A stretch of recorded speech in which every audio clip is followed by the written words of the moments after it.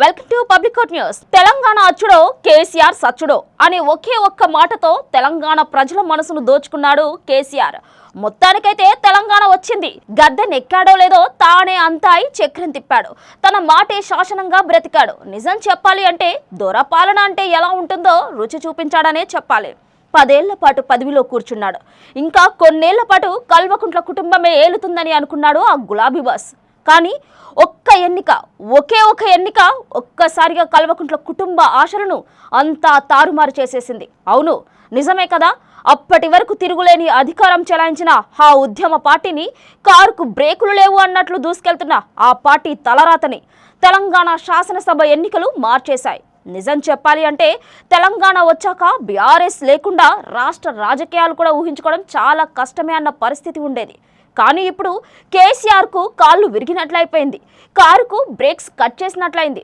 అసలు ప్రజలు మార్పు కోరుకున్నారా లేక బీఆర్ఎస్ మీద వ్యతిరేకతతో హస్తాన్ని గెలిపించుకున్నారా అనే విషయం పక్కన పెడితే కారు పరిస్థితి మాత్రం బేజారైందని మాత్రం అర్థమవుతోంది. అయితే నిన్న మొన్నటి వరకు గడప దాటని గులాబీ నేతలు ప్రజల్లోనే ఉంటున్నారు. అసెంబ్లీ ఎన్నికల్లో ఓడిపోయినా కూడా లోక్సభ ఎన్నికల్లో తమ సత్తాను చాటుతామని ధీమాని వ్యక్తం చేస్తున్నారు. దీంతో ఇప్పుడు లోక్సభ ఎన్నికల నాటికి గులాబీ పార్టీ పరిస్థితి ఏంటి అనే చర్చ రాష్ట్ర రాజకీయాల్లో కొనసాగుతోంది.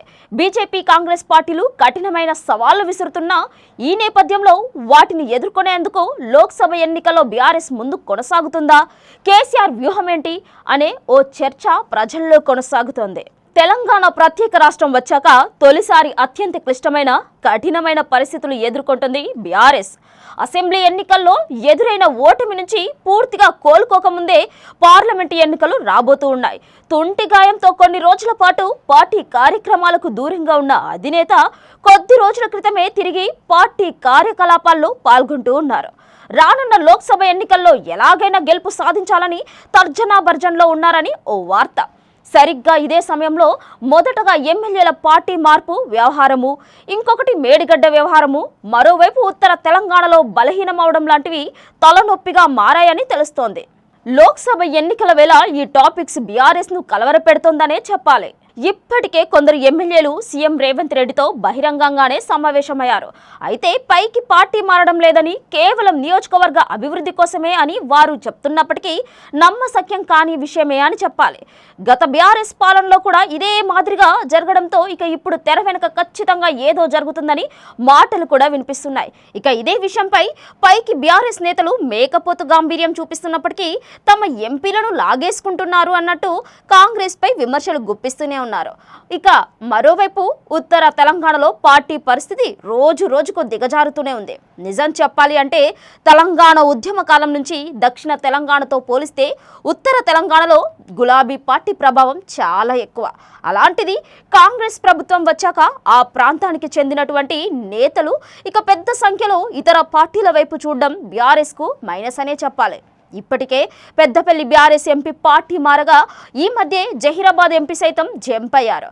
ఇక బీఎస్పీతో పొత్తును సైతం కొందరు నేతలు వ్యతిరేకిస్తూ పార్టీ మారే దిశగా యోచిస్తూ ఉన్నారట.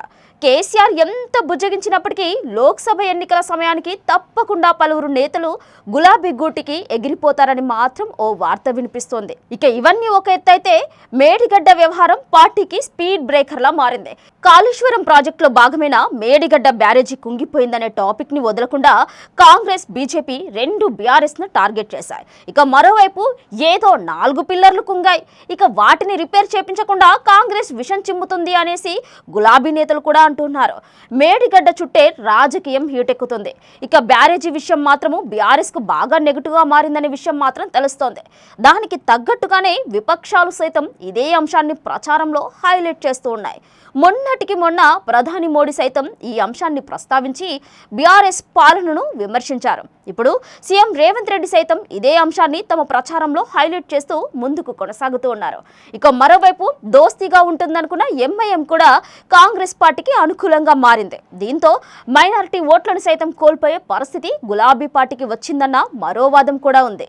అయితే గులాబీ బాస్ అందరితో ఇప్పటికే మంతనాలు కూడా జరిపారని, పార్టీ మారే ఆలోచనలో ఉంటే తగ్గమని బుజ్జగింపు చర్యలు కూడా చేశారట ఇక నేతలతో. లోక్సభ ఎన్నికల్లో గెలుద్దామని, కలిసికట్టుగా పనిచేద్దామని వస్తున్న విమర్శలను ఎలాగైనా ఎదుర్కోవాలని, ప్రజల మద్దతు ఎలాగైనా కూడగట్టుకోవాలని అందరం కృషిగా పనిచేద్దామని చెప్పారట. ఈ క్రమంలోనే రానున్న లోక్సభ ఎన్నికలకు బీఆర్ఎస్ అభ్యర్థుల జాబితాను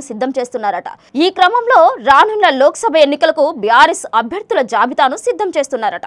ఇప్పటికే నలుగురి అభ్యర్థిత్వాలను పచ్చజెండా ఊపారని, ఖమ్మం నుంచి నామా నాగేశ్వరరావు, కరీంనగర్ నుంచి వినోద్, మాడకోటకు కవిత, పెద్దపల్లి బరిలో కొప్పుల ఈశ్వర్లను బరిలోకి దించనున్నారు. ఇలా మిగిలిన స్థానాలపైన కన్నేసి గెలుపు గుర్రాలకే అవకాశం ఇవ్వాలని, ఆ స్థానాల్లో మిగతా పార్టీలకు సంబంధించి క్యాండిడేట్లు ఎవరున్నారని అన్ని విధాల బేరీజ్ వేసుకొని అభ్యర్థులను ఖరారు చేసి త్వరలోనే జాబితా విడుదలకు సన్నాహాలు చేస్తున్నారట. అయితే ఇప్పటికే కొన్ని చోట్ల సొంత సర్వేలతో లిస్టు కూడా తయారు చేశారని ఓ వార్త. అయితే త్వరలోనే ప్రకటించే ఆలోచనలో ఉన్నారని మాత్రం తెలుస్తోంది.